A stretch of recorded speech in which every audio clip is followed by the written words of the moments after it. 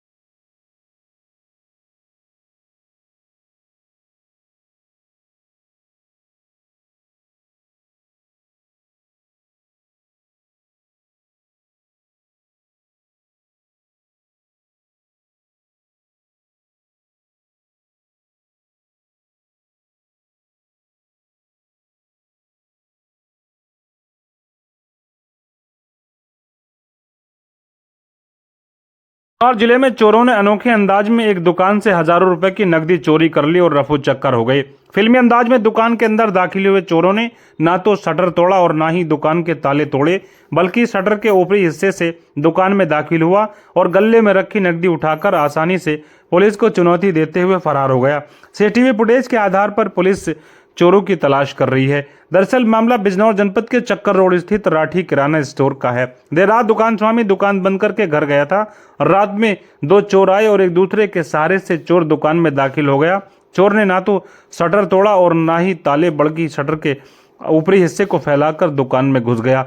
सुबह होने के बाद दुकान स्वामी ने दुकान पर आकर देखा तो गल्ला टूटा हुआ था और सामान बिखरा हुआ था।